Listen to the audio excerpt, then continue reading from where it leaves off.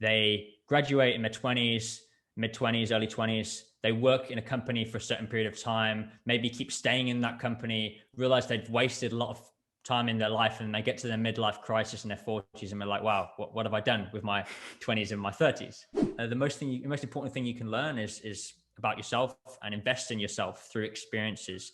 So I would say, graduate, go off and work in a big company, learn from that for 3, 4 years max, but then leave that. Welcome to We Need to Talk, where we try to figure out how to find fulfillment in life and reduce dissatisfaction. Listen to this full episode if you'd like to hear Tom Marshall give excellent advice to young professionals in their 20s, and that they should not waste their time and they should try and learn about themselves ASAP.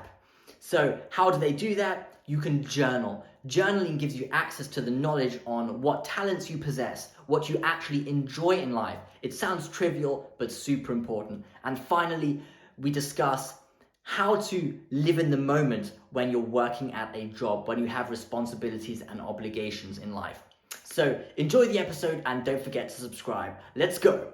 What do you think 20-year-olds, I mean, people in their 20s should spend their time investing in, working on, fighting for? What should they be doing?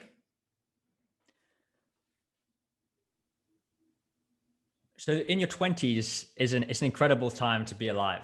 You have your maximum physical, intellectual, creative capacity is in your 20s, right? Where you're really in your prime.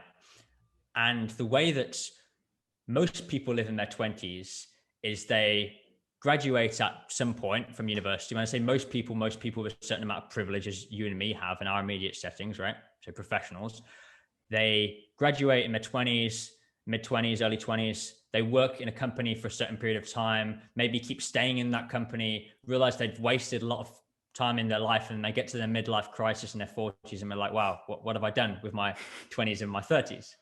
The way that I have lived, and also, I'm not special in this respect. This is just my example, and I've been fortunate to have the right influences around me to make these decisions, was that I graduated at 22, which is relatively young. After my master at the Rossum School of Management, I was fortunate enough to land a job at Deloitte as an innovation consultant, where I worked for 4 years. And meanwhile, I was doing all this development on the side, building up myself, learning about myself, starting Extraordinary Life, giving workshops on personal development, starting coaching people, until I was able to actually quit my day job on my 26th birthday to do full-time what I love doing. And that's been an absolutely incredible journey so far this year, doing what I love, working as an entrepreneur. So I think that the most important investment or thing you can do in your 20s is to learn about yourself. You can learn about all these external things, and you will learn about them at school. And that's unfortunately, what our school system is focused on, is teaching people about things rather than about themselves. But the most important thing you can learn is about yourself, and invest in yourself through experiences. So I would say, graduate, go off and work in a big company, learn from that for 3, 4 years max, but then leave that, go work for yourself, do things that excite you. And meanwhile, keep learning, keep reflecting, keep experimenting. That would be my main advice. How do you learn about yourself? Regular reflection. Every night before I went to bed, I would write in a journal. And at one point, I didn't really know what I wanted to do with my life. So what I would do is, when I went to bed, I would get out a journal and I'd reflect on my day. I'd split my page into 3 categories: talents, happiness, and impact. And I'd go through each category. What talents did I show that day? What did I do well? What was I complimented on? Secondly, happiness. What made me happy? What gave me joy? Thirdly, impact.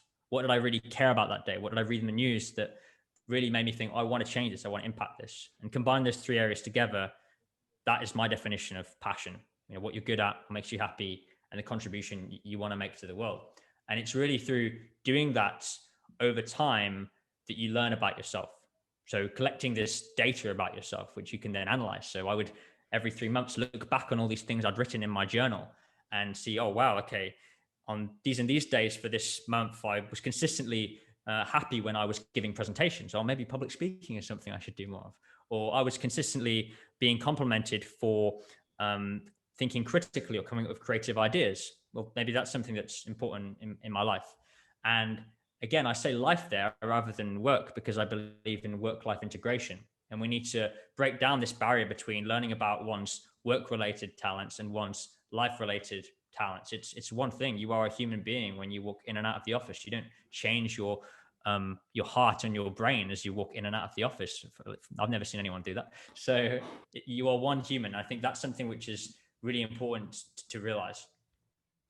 How do you know? I mean, first of all, I love that. I think it's sometimes absurd how people categorize personal life and work life as different things, as if you're sort of two different people. I mean, if you're suffering in your personal life, you're going to drag it into the office, and if you hate your work, you're going to drag it into your personal life. I mean, it doesn't take a lot of thinking to realize that, but people still think in that way. But anyway, how do you know when you reflect on what you have, what sort of talent you displayed and how you impacted people and whatever you enjoyed? How do you know it's not your ego that is speaking to you to say, oh, I really enjoyed that, instead of your authentic self, which is, because I think the ego, especially in one's young years, conflates with what you think is your real self. Yes. So there's a couple of presuppositions in your question there, Henry. So my first principle of my 12 principles for an extraordinary life that I talk about in my podcast is saying that we should discover our authentic self and express our authentic self to really be who we are and love ourselves. But the issue with that is when you look into neuroscience, there is no single self. There are multiple selves which manifest dependent on different contexts. So I don't behave the same way on this interview of you as when I'm on the phone with my grandma, right? There are certain traits, certain characteristics that are a bit consistent between those two settings, but there is no one self. So that's the first thing I would say. But I could be even more pedantic around this, but I get the essence of your question, so I'm also going to answer that. And I think what you're saying there basically is when you have a certain self-perception, when you're reflecting in a journal or whatever, that's filtered through your own beliefs about yourself, your own ego, whatever you want to call that, right? And I think for that reason, it's super important to get external perceptions and external ideas about you. So one thing I do actually, it's after the first coaching session that I do with all my clients, I get them to send out this set of questions to all of their, or like 5 or 6 of their friends or family, asking them about, how do you feel when you're with me? What do you think my strengths are? What do you think my weaknesses are? How would you describe me in 3 words? And that gets this external perspective, which is a really nice kind of check with the self-perception exercise that I get them to do, to really see, does this match up? To what extent does my self-perception match up to my external reflections that come back or mirror back from the people in my surroundings? Because everything about yourself, or everything in life, there is no reality. There's only our perception of reality. So I totally get your question and agree that we have to have that external check. But I mean, I think that's a pretty awesome exercise, but the ego is somewhat, can be equated with your persona. I mean, you set up an ego to protect your insecurities, and you project that. I mean, you display that to the world. So your family and friends, I mean, you're assuming the family and friends would know more of,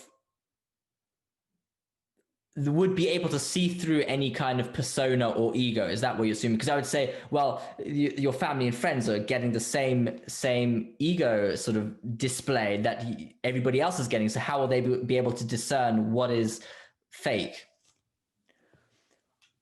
I would like to think that if you have close enough relationships with your family and friends, they'll be able to see through a certain amount of that. But still, it's always going to be their perception. There is no reality. There is only perception of another human being and their behavior and their talents and whatever you want to reflect on.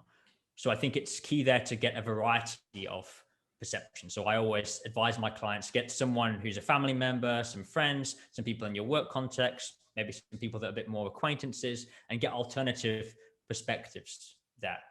But you can't overcome the fact that you can never observe someone's reality. It's all based on perceptions and filters. I guess another thing you can do is you can do exercises around your belief systems. So dig into your own perceptions of yourself and try and get past that ego.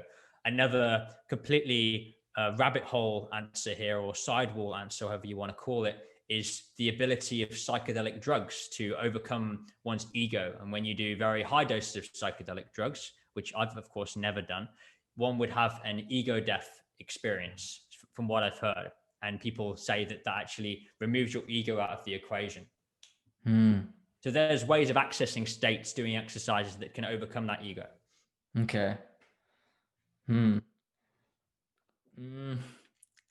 One thing that jumped to my mind earlier on when you were talking about your time at Deloitte, something I've noticed recently is I experience far more positive emotions when I am